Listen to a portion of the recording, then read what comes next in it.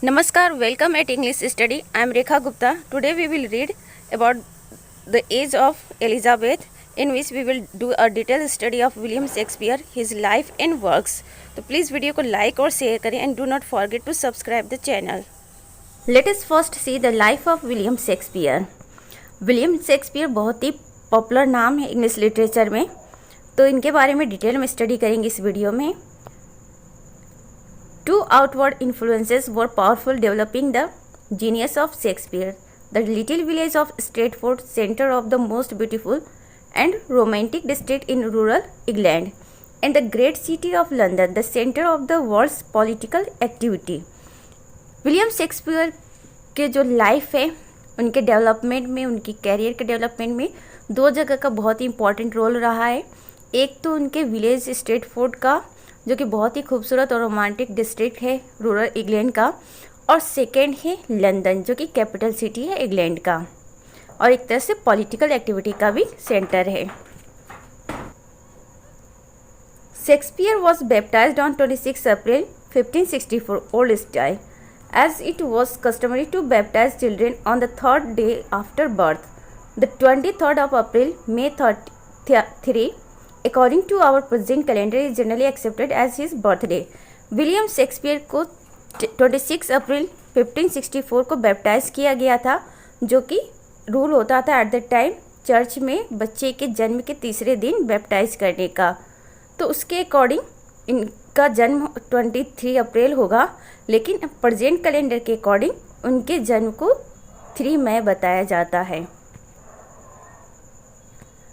His father John Shakespeare was a farmer's son from the neighboring village of Snitterfield, who came to Stratford for about 1551 and began to prosper as a trader in corn, meat, leather and other agricultural products.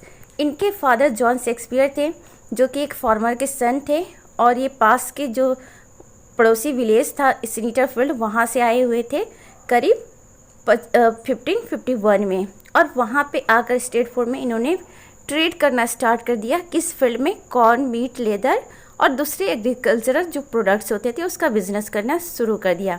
His mother Mary Arden was the daughter of a prosperous farmer descended from an old Warwickshire family of mixed Anglo Saxon and Norman blood. इनकी mother जो Mary Arden थी वो भी prosperous farmer की बेटी थी, और ऐसा माना जाता है कि वो डिसेंडेड थी वार्विकशायर फैमिली में, जो कि मिक्स एंग्लो सैक्सन और नॉर्मन ब्लड के, यानी कि एंग्लो सैक्सन और नॉर्मन ब्लड दोनों का मिक्सअप है उनकी मदर की family. On Shakespeare's education little is known, except that for a few years he probably attended the indoor grammar school at Stratford, where he picked up the small Latin and less Greek, to which his learned friend Ben Jonson refers. William Shakespeare के education के बारे में बहुत ही कम information है. बस थोड़ा सा information ये है कि वो स्ट्रेटफोर्ड के ग्रामर स्कूल में पढ़ा करते थे, जहाँ पे उन्होंने थोड़ी बहुत लैटिन और ग्रीक की पढ़ाई की अकॉर्डिंग टू उनके friend Ben Jonson. In 1582, Shakespeare was married to Anne Hathaway, the daughter of a peasant family of Shortry, who was 8 years older than her husband. 1582 में शेक्सपियर की शादी एन हाथवे से होती है, जो कि फार्मर की बेटी होती हैं और 8 इयर्स बड़ी होती हैं शेक्सपियर से. About the year 1587, Shakespeare left his family and went to London, where he joined Burbage Company of Players. 1587 में शेक्सपियर अपनी फैमिली को छोड़कर लंदन चले जाते हैं और वहाँ पे बर्बेज कंपनी ऑफ प्लेयर्स को ज्वाइन करते हैं, मीन्स अपनी एक्टिंग की कैरियर शुरुआत करते हैं. A persistent tradition says that he had incurred the anger of sir Thomas Lucy, first by poaching deer in that nobleman's park, and then when held before a magistrate by writing a scurrilous ballad about sir Thomas, which so arouse the old gentleman's ire that Shakespeare was obliged to flee the country. ऐसा कहा जाता है कि Shakespeare ने sir Thomas Lucy के park से क्या किया था, डियर की पोचिंग की थी, शिकार किया था, और जब उनको मजिस्ट्रेट के सामने रखा गया तो उन्होंने एक बैलेट प्रेजेंट किया, जिसकी वजह से वो ऑलरेडी गुस्से में थे, तो और गुस्सा जाते हैं सर थॉमस, और इस वजह से उनको स्ट्रेटफोर्ड छोड़कर भागना पड़ता है, ऐसा जनरली कहा जाता है। Truth is what is don't know. On his life in London from 1587 to 1611, the period of his greatest literary activity, know nothing definitely। तो उनकी लाइफ जो होती है 1587 टू 1611 तक, उनकी जो भी एक्टिविटीज़ होती है, मीन्स उनकी पर्सनल लाइफ के बारे में तो नहीं कुछ पता चलता है, जो भी पता चलता है उनके लिटरेरी वर्क के बारे में ही पता चलता है, और लिटरेरी वर्क के अलावा और कुछ भी नहीं। वन कैन ओनली जज from his place, and from this it is evident that he entered the stirring life of England's capital। जो भी कोई शेक्सपियर के बारे में जज कर सकता है उनके वर्क के थ्रू ही जज कर सकता है, जिससे पता चलता है कि हाँ, शेक्सपियर ने कहीं ना कहीं कैपिटल सिटी लंदन में एंट्री कर ली है। The first authentic reference to him in 1592 when Greene's bitter attack appear and upstart crow. Shakespeare के बारे में पहली ऑथेंटिक रेफरेंस कब आता है? 1592 में, जब रॉबर्ट ग्रीन जो है एक तरह का कमेंट करते हैं, बीटर अटैक करते हैं शेक्सपियर के प्रोग्रेस को लेकर, और उन्हें कहते हैं एक एन अपस्टार्ट क्रो। ये इनका स्टेटमेंट रहता है शेक्सपियर को लेकर। तभी पता चलता है शेक्सपियर के बारे में फर्स्ट टाइम ऑथेंटिक फॉर्म में। With the success of Venus and Adonis and its dedication to the Earl of Southampton brought, according to tradition, a substantial money gift which may have laid the foundation for Shakespeare's business success। With the success of Venus and Adonis, Venus और Adonis की success की वजह से, और ये जो Venus Adonis work है इनका, वो Earl of Southampton को डेडिकेटेड है, तो इस वजह से शेक्सपियर को बहुत एडवांटेज मिलता है, एक तरह से उनको मनी गिफ्ट मिलता है बहुत ज़्यादा, और शेक्सपियर उस मनी का यूटिलाइज़ करते अपने बिजनेस को सेटअप करने के लिए, और इस तरह से वो क्या करते हैं, his appear to have shrewdly invested his money and soon became part owner of the Globe and Blackfriars theatres in which his plays were presented by his own companies. तो ये क्या करते हैं, उस पैसे से ये ग्लोब और ब्लैकफ्रायर्स थिएटर का कुछ शेयर परचेज कर लेते हैं, और इनका उस पर ऑनरशिप हो जाता है, और वहीं पे इनके जो प्लेस वगैरह हैं वो प्रेजेंट किए जाते हैं इनकी अपनी कंपनी ग्लोब और ब्लैकफ्रायर्स में। ग्लोब के बारे में कहा जाता है कि लेटर ऑन उसमें आग लग जाती है, फिर उसका रीस्टेब्लिशमेंट करते हैं Shakespeare. He himself and to his father first released from debt, and in 1597 he bought New Palace, the finest house in Stratford, and soon added a tract of farming land to complete his estate। फिर उसके बाद जब इनके पास अच्छे खासे पैसे आ जाते हैं, तो ये अपने फादर के जो डेट है, कर्ज है, उसको चुकाते हैं, और अपने इनके ऊपर भी जो कर्ज वगैरह रहते हैं उसे भी चुका देते हैं। लंदन जाने से पहले इनके ऊपर कर्ज था, और फिर उसके बाद 1597 में ये न्यू पैलेस नाम की एक घर परचेज करते हैं स्ट्रेटफोर्ड में ही, और वहाँ पे थोड़ा फार्मिंग के लिए लैंड भी परचेज कर लेते हैं। His home visits grew more and more frequent till about the year 1611। He left London and retired permanently to Stratford. और तब से, जब से ये घर परचेज करते हैं, तब से इनकी घर जाने की जो फ्रिक्वेंसी है वो बढ़ जाती है, बार बार ये घर जाते हैं 1611 तक, और फिर लेटर ऑन वो वहाँ से रिटायरमेंट ले लेते हैं, मीन्स अपने वर्क से लंदन से, और परमानेंटली जाके स्ट्रेटफोर्ड में सेट हो जाते हैं। Shakespeare died on the probable anniversary of his birth April 23, 1616। He was given a term in the chancel of the parish church because of his interest in the affairs of a country village. Shakespeare की death हो जाती है अप्रैल 23, 1616 में, और ऐसा कहा जाता है कि उनकी डेथ उनके जन्म के ही दिन होता है, और उनको टॉम मिलता है, कब्र मिलता है कहाँ पे, जो विलेज का, स्ट्रेटफोर्ड विलेज का पैरिश चर्च है वहीं पे। और इसलिए नहीं कि शेक्सपियर बहुत ही पॉपुलर ड्रामेटिस्ट हो गए थे, ऑथर हो गए थे, पोएट हो गए थे, बल्कि इसलिए कि उस कंट्री में, मीन्स उस जो विलेज है स्ट्रेटफोर्ड, वहाँ के लेकर इनका इंटरेस्ट बहुत अच्छा रहता है।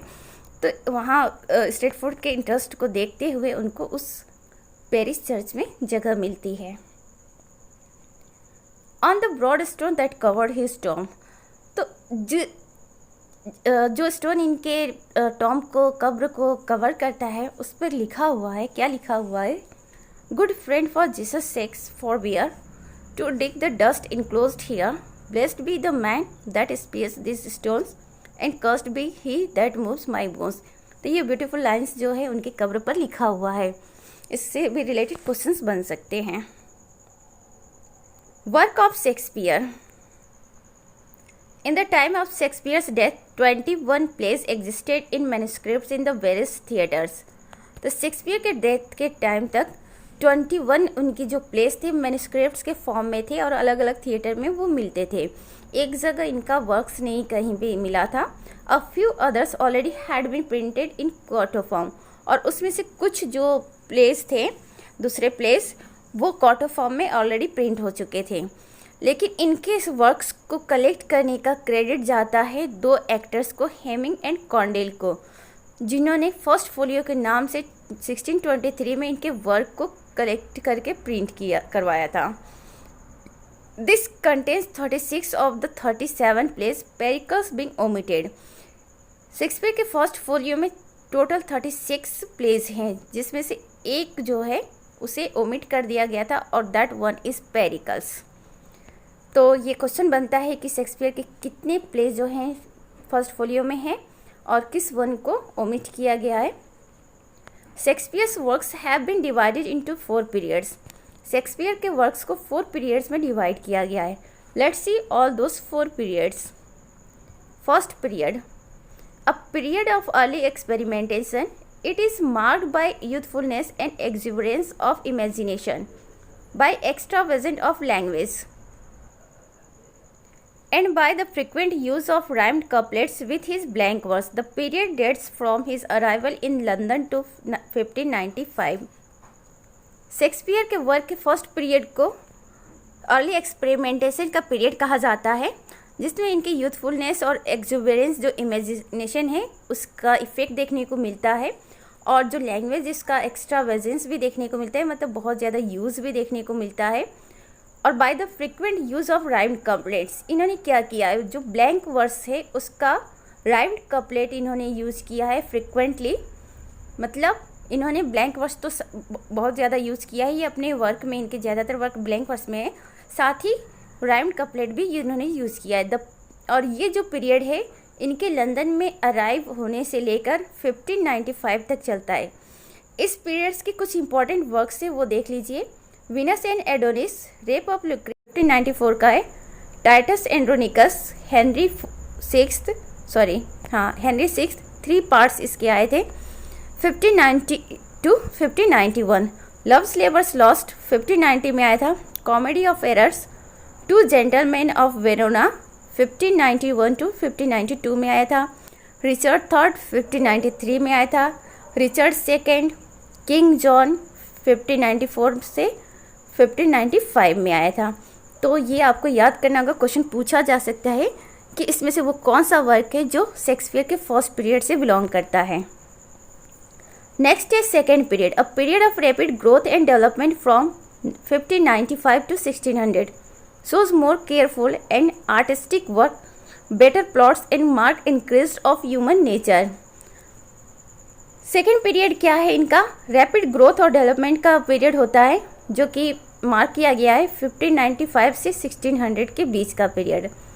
और इसमें बहुत ही केयरफुल आर्टिस्टिक वर्क देखने को मिलता है, अच्छे प्लॉट्स देखने को मिलते हैं, और साथ ही ह्यूमन नेचर के बारे में ज़्यादा इफेक्ट जो है नज़र आता है इस पीरियड में। इस पीरियड के कुछ इंपॉर्टेंट वर्क्स हैं। Romeo and Juliet, midsummer night's dream 1595 का, merchant of Venice, Henry fourth first part 1596, Henry fourth second part, merry wives of Windsor 1597, much ado about nothing 1598, as you like it, Henry fifth 1599।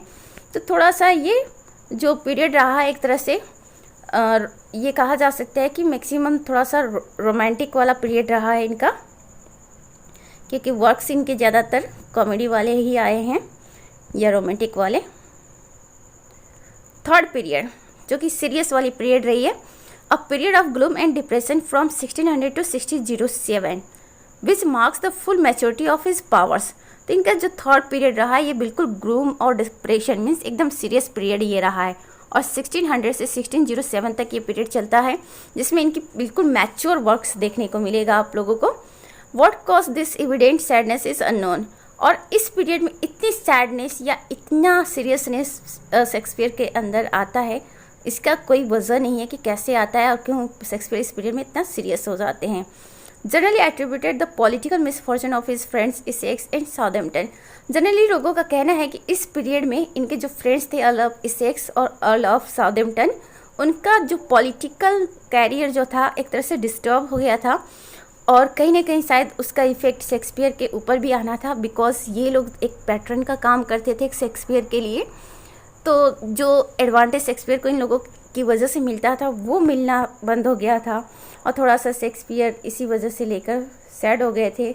और कहा जाता है यही वजह है कि इस पीरियड में ज़्यादातर शेक्सपियर के सीरियस वर्क देखने को मिलता है। इनके सोनेट्स भी इसी पीरियड में आते हैं। 12th नाइट 1600 में, taming of the shrew, Julius Caesar, Hamlet, Troilus and Cressida 1601 to 1602, all's well that ends well, measure for measure 1603, Othello 1604, King Lear 1605, Macbeth 1606, Antony and Cleopatra, Timon of Athens 1607। तो इनके जो 4 tragedies हैं, Hamlet, Othello, King Lear और Macbeth, ये सभी इसी period में आते हैं, इसलिए इस पीरियड को ग्लूम और डिप्रेशन का पीरियड कह दिया गया है। और इनके वर्क्स के बारे में डिटेल में भी स्टडी की जाएगी 1 by 1। पहले ऑथर टू ऑथर कंप्लीट कर लिया जाए, फिर डिटेल वाली भी आ जाएगी।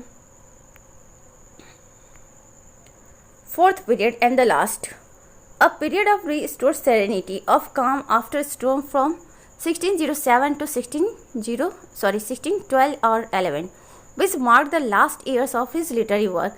ऐसा कहा जाता है कि जिससे तूफान आने के बाद एवरीथिंग गो टू साइलेंट, तो कुछ ऐसा ही ये पीरियड रहा है, बिल्कुल शांत सेरेनिटी वाली पीरियड रही।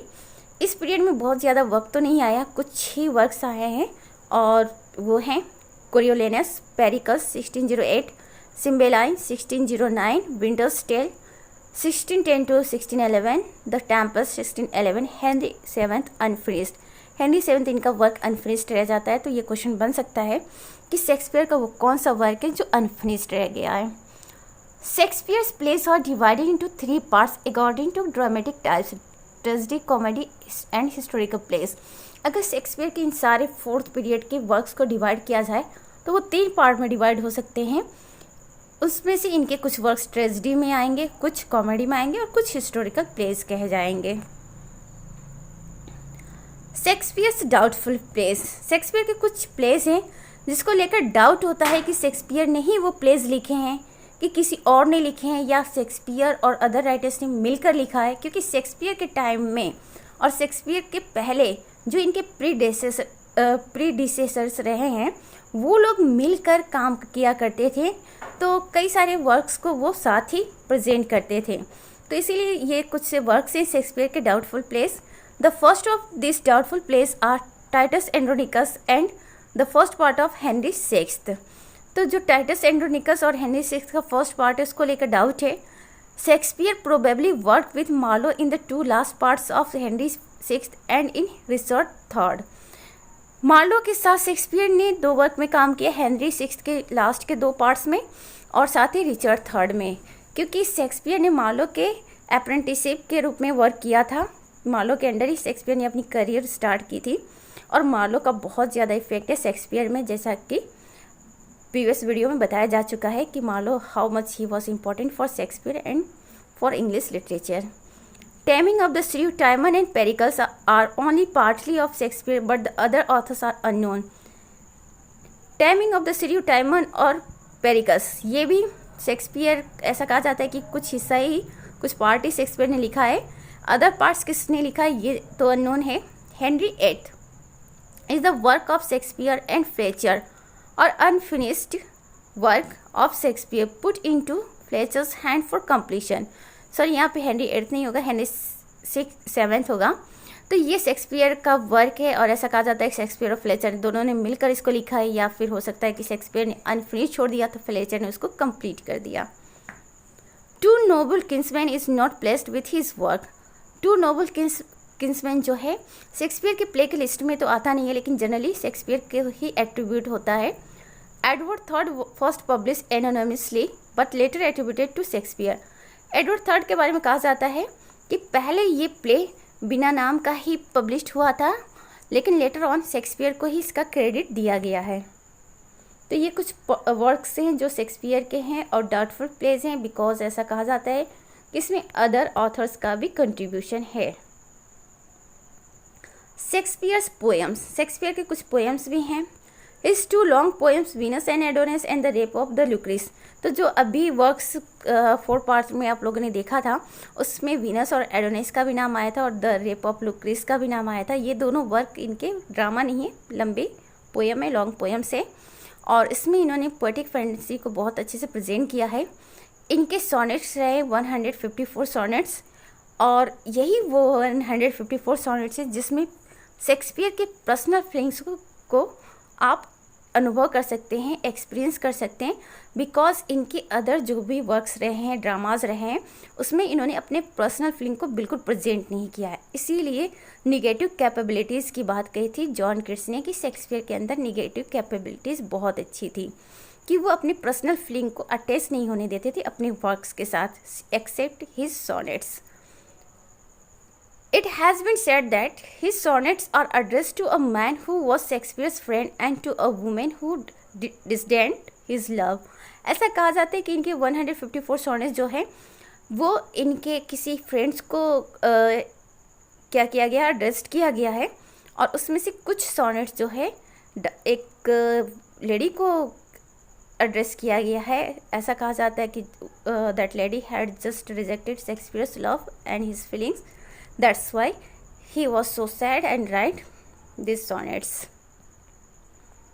This is all about Shakespeare's life and his works, और उनके वर्क्स की जो डिटेल सीरीज़ होगी 1 by 1 इम्पॉर्टेंट जो वर्क्स है और उससे रिलेटेड जो भी क्वेश्चंस बनेंगे उसके भी वीडियो लेकर आएंगे।